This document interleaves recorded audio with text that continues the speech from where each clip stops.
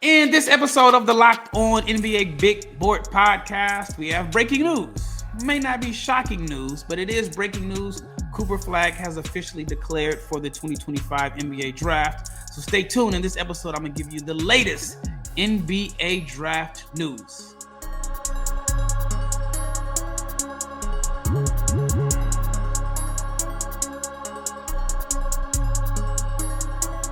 Big shout out to each and every person that has made the Locked On NBA Big Board podcast your first listen of the day. I'm your host, Rafael Barlowe.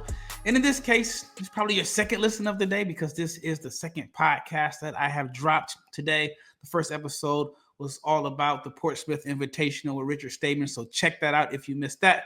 But this episode, I'm going to just give you some updates on who is entering the draft. And of course, the big news of the day, as of now, I mean, it's still early, but the big news is Cooper Flagg has made it official. He is leaving Duke. But before we get into this episode, I want to let you know that it is brought to you by FanDuel. Right now, new customers can get $250 in bonus bets when your first $5 bet wins. And also, if you're not subscribed to the YouTube channel, please subscribe, like, share, comment, and click the bell so you can be notified every time we drop an episode because we are coming at you at least 5 days a week. And I mentioned last week, I got this ridiculous goal. I want to do a couple episodes a day because I have a lot of draft takes to get off my chest. But I also want to mention the Locked On newsletter. Check it out, lockedondaily.com, whether your team is in the NBA playoffs or your team is preparing for the draft. The Locked On newsletter is your one-stop for ultimate team and league coverage delivered right to your inbox every single day. So check it out at lockedondaily.com. All right, let's get into the news of the day. Not shocking news. I know there were some people that believed because Cooper Flagg's decision was a little delayed that he was coming back to Duke. I never, for 1 second, thought I would see Cooper Flagg in a Duke uniform again.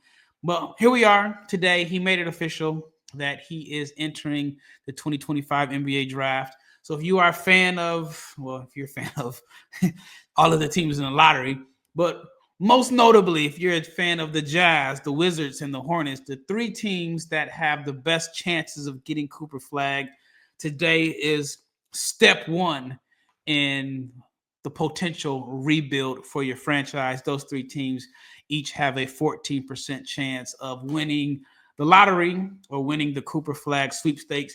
If you are not familiar with Cooper Flagg, which I am sure you are if you're listening to the Locked On NBA Big Board podcast, because it is very, very specific, draft specific, but Cooper Flagg is the projected number one pick in the 2025 NBA draft. He's been the projected number one pick since he reclassified about a year ago. He averaged 19.7 rebounds, 4 assists. And Flagg came into his freshman year with a lot of hype and a lot of fanfare. And he lived up to the hype. He lived up to the expectations. He was as good as advertised. One of the things that I really like about Cooper Flagg in this game is that he's gotten better and better every year. It sounds cliche to say, but he's made big strides in this game. When I first saw him play, I thought he was just this really athletic play finisher that impacted games in a variety of ways. I thought that he was just this switchy defender, rim protector, play finisher. And I knew he was a good connective passer, but as time went on, he's become a better shooter. He's become a better ball handler. He's become a better shot creator. I do think that is the area that he'll probably need to work on the most, is becoming a little bit better of a shot creator. Not that it's bad right now, but I do think that there were some times this year where in close situations, and this is just really, really nitpicking, that I wish he had a little bit more creativity. But overall, I mean, Flagg was phenomenal. Like I said, 19 points, 7.5 rebounds, 4.2 assists. He averaged 1.4 blocks, 1.4 steals per game, shot 48% from the floor, 38% from three. He addressed one of the big questions or concerns that I had about his game coming into the season was the outside shooting, and he shot 38% from three and 84% from the foul line. So Cooper Flagg was as good as advertised. It actually, to me, was even better than what I expected. So now let's talk about the lottery odds. Utah Jazz, 14%. Washington Wizards, 14%. Charlotte Hornets have a 14% chance. The lottery odds are flat. So those three teams have the best chances of landing Cooper Flagg. Next is the New Orleans Pelicans with a 12.5% chance of landing Cooper Flagg. And then you got this whole Philadelphia 76ers, Oklahoma City Thunder. Like, if you would have told me back in November that the Sixers or the Thunder would have a 10% chance of landing Cooper Flagg, I would have told you that you are absolutely crazy. I think both teams would have said that too. What's crazy is the Philadelphia 76ers, for everything that they've been through this year, I mean, they were absolutely decimated by injuries, but the Philadelphia 76ers have a chance to land Cooper Flagg. If the pick lands 1 through 6, it goes to the Sixers, but if it's pick 7 through 30, which Cooper Flagg will be off the board, then that pick will go to the Oklahoma City Thunder, which just does not seem fair at all. But again, the news of the day, Cooper Flagg makes it official. Now we are waiting on Ace Bailey and Kamen Maliwauch to make their decision.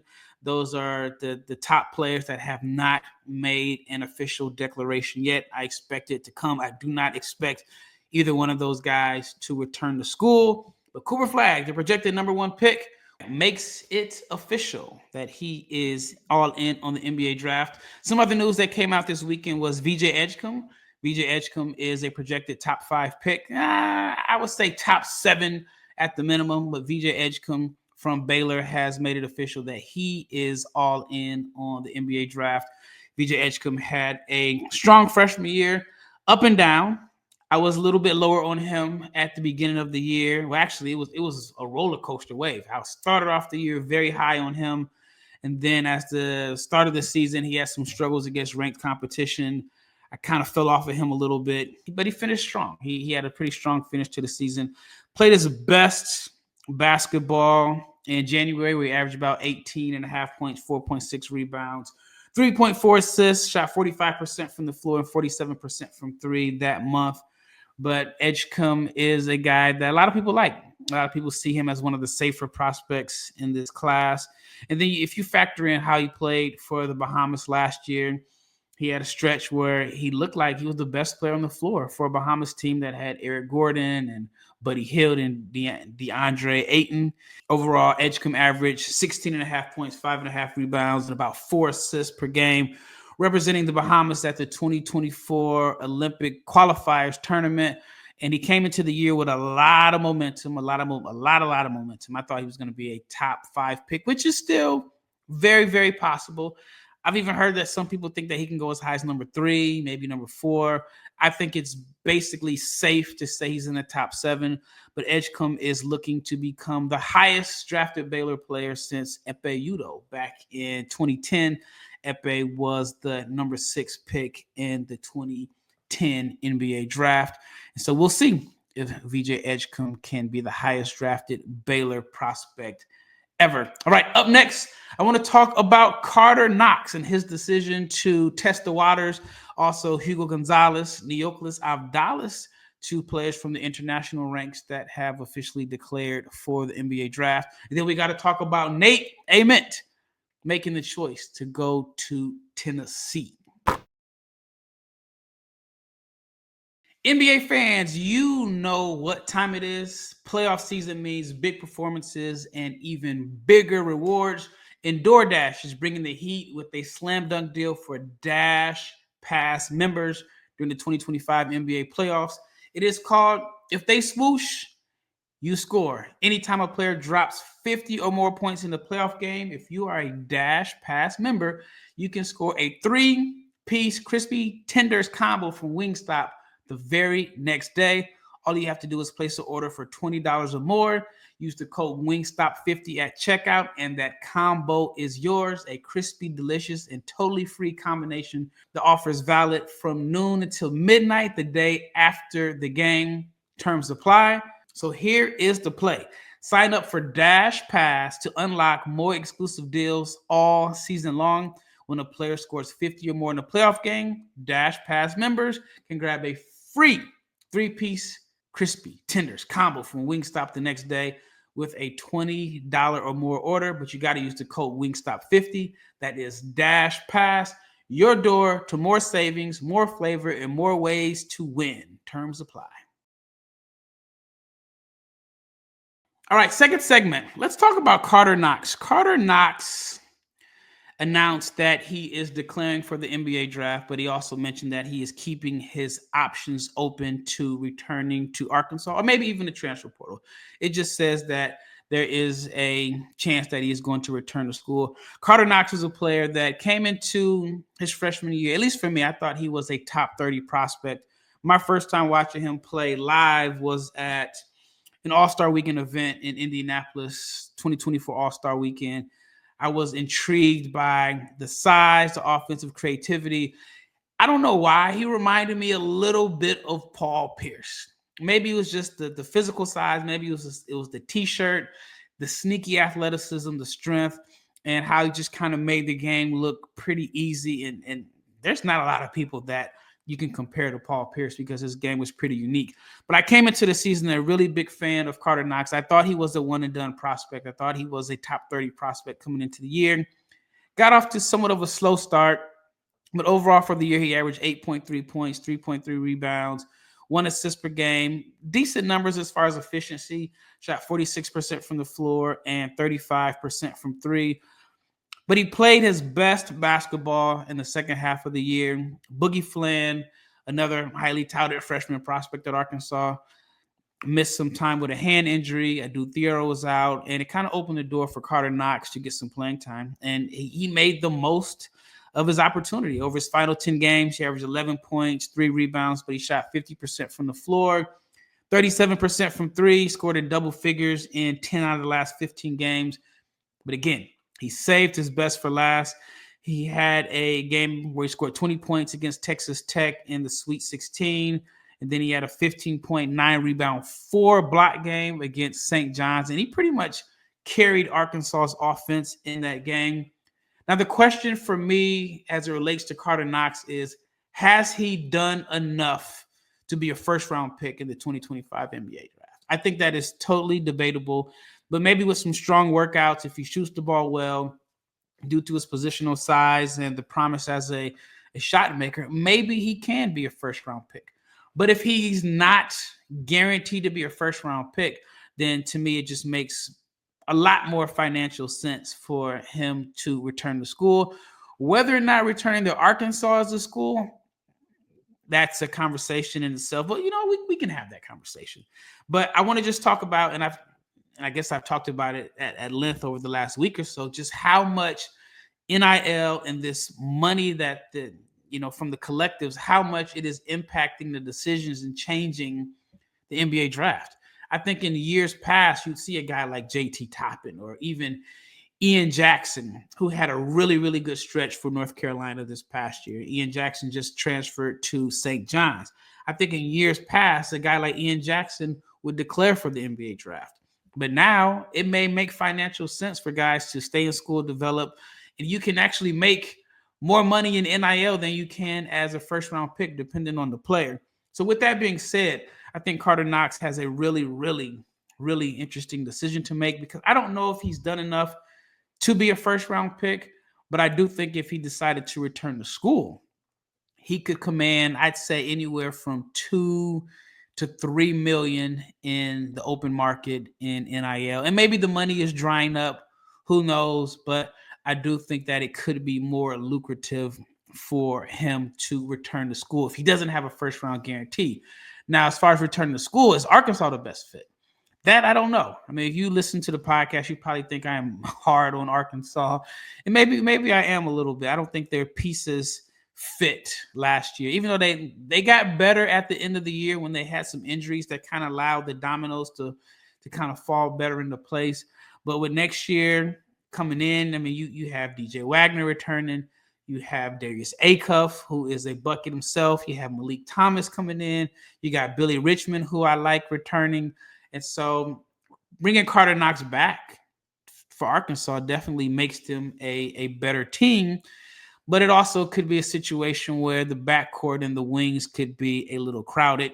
And with some of these teams like Baylor and even like Kansas, some of these teams that still have room on their roster to add a player like Karter Knox, I imagine that there's going to be some demand for him. I think he's going to be one of the – he hasn't put his name in the portal, so I don't want to say that he has. But if he were to put his name in the portal, I do think that he would command a lot of attention. But for him, obviously, he decided to test the water. So I think first and foremost, the goal is to see where he ranks as an NBA prospect according to teams. In best case scenario, he ends up being a first round pick. But I really do like Karter Knox. Like I said, I like the positional size. I like the shooting. I thought he played his best basketball at the end of the season, which is good. I'd much rather see a guy play his best basketball at the end of the season as opposed to the beginning of the year. All right, the next prospect I want to talk about is Hugo Gonzalez. Hugo is a player that I've been tracking for years. I mean, I feel like I've been tracking Hugo Gonzalez since he was like 14 years old. One of the biggest wild cards in this draft. And the reason why he's such a big wild card is because there is not a lot of recent film to evaluate him. Hugo's playing on a Real Madrid team that is saddled with veterans, like top-tier European veterans, former NBA players. It's just not a lot of opportunity for him to get developmental minutes playing in Spain's ACB, which is the best domestic league outside of the NBA. But Gonzalez really made a name for himself with his play in the juniors. He is a guy that just impacts winning with his hustle, his effort. He's tough. He's competitive. He's athletic. He's a good passer. There's a lot to like about Hugo Gonzalez. The jumper is concerning. He has not been a consistent shooter throughout his career on the prep levels. And unfortunately, this year, we haven't really seen enough of him to see if he's improved as a shooter. He's a type of player, and this is just from my experiences of watching him, whether it is live or evaluating him on film. He's a type of player that he's a streaky shooter at best. At best, he's a streaky shooter. And in order for him to be a streaky shooter, he's going to need minutes and flow and rhythm just to be able to get up to that point. So if he's playing spot minutes here and there and you put him in a corner, his first shot is a corner three, then he's going to struggle. But Hugo Gonzalez is a very interesting prospect. And the biggest I don't want to say the biggest. One of the biggest wild cards in this draft, simply because NBA teams, like I said, don't have a lot of film of watching him this year. However, the film against his peers has been good. And so when I say his peers, I'm talking about Gasparis Giacochonis, who's a projected lottery pick, Yegor Dimin, who is a projected lottery pick. Hugo Gonzalez was, in my opinion, the premier prospect from his generation in Europe. And unfortunately for him, he does not have the same buzz because he was playing professionally, while Dimin and Giacochonis were able to basically increase their buzz and help their draft stock by playing college basketball.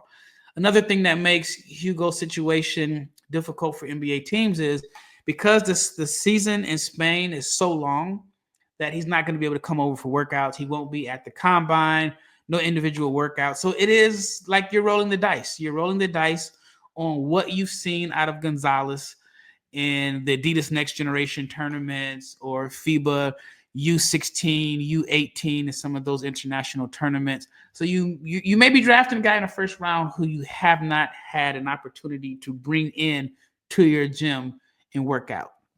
It's risky, but I get the risk because Gonzalez fits what NBA teams are looking for in the modern day wing as far as being an athletic, competitive defender that's a connective passer. And if he can ever get the jump shot to fall, then you could have something there. All right, wrapping up, I want to talk about Neoklis Avdalas, one of my favorite international prospects who just declared for the draft. I got the memo while I was recording. And then Nate Ament.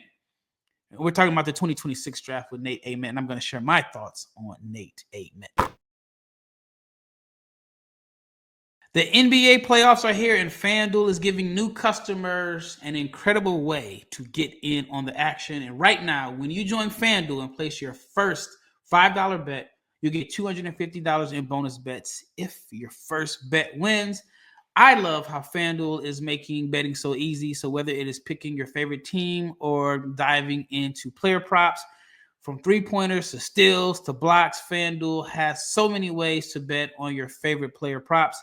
Plus, after the game, you can even combine live props into same-game parlays for a chance to win big. So do not miss out. Head to FanDuel.com and claim your $250 in bonus bets today. So again, check it out, FanDuel.com. If you place your first $5 bet, you get $250 in bonus bets if you win.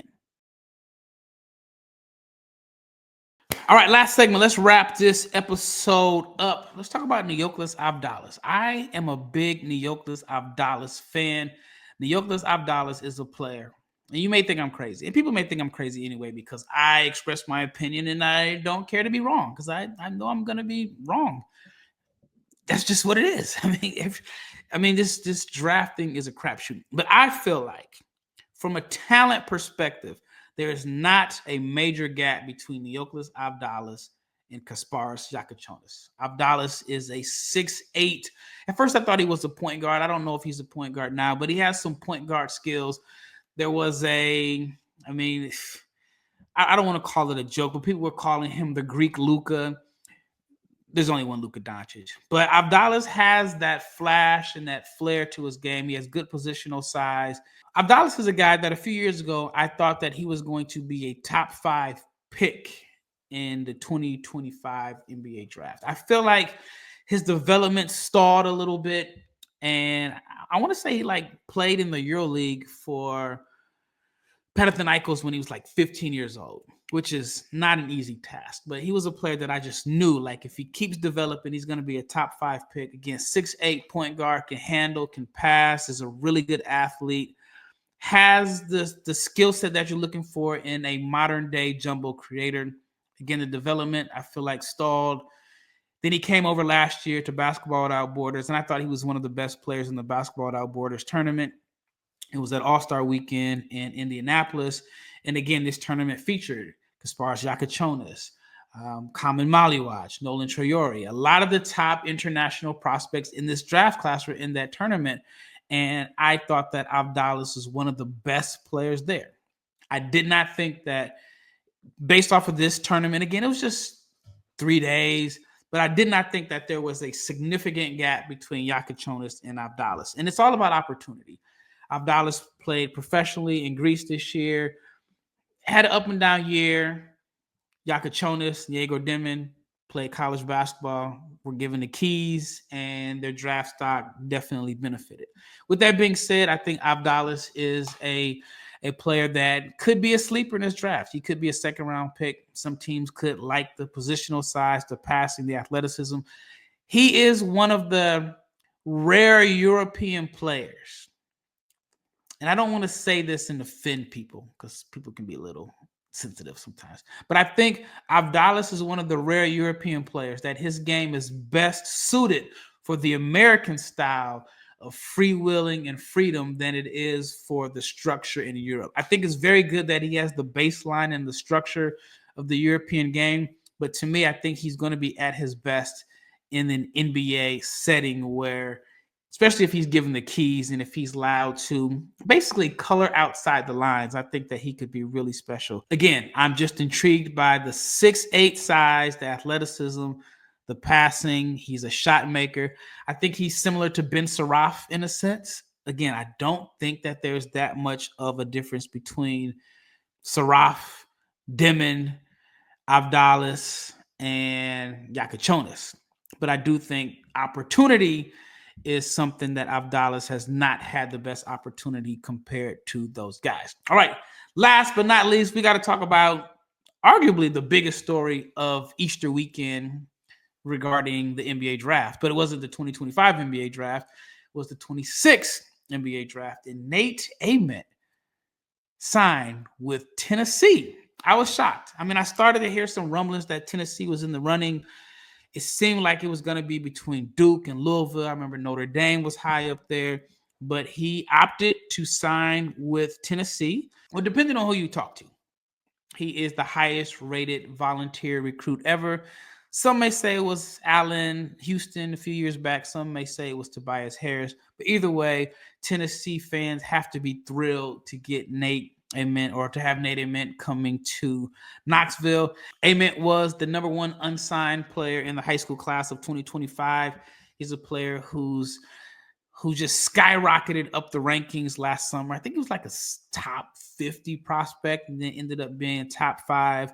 And the main appeal for him is the physical tools. I mean, he's 6'10", can handle, can pass, can shoot. I've seen people compare him to Kevin Durant. I think that's a little bit zealous and rich. But what comes to mind for me is maybe he's Zachary Risacher with a little bit more offensive juice and pop. And Risacher has exceeded my expectations. Risacher has positional size. He can shoot.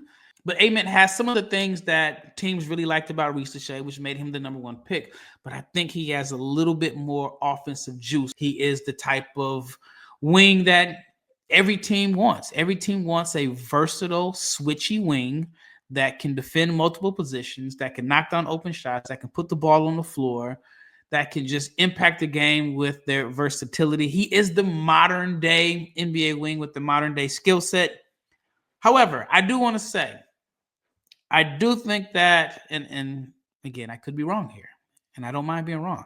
I do think that you have to pump the brakes on the talk about him being the potential number one pick in the 2026 NBA draft.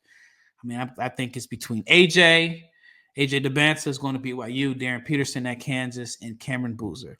I think Ament is in another tier behind those guys, and I get the intrigue and I get the upside because he's not as physically ready or gifted as they are right now. Maybe not gifted. I'll say physically mature.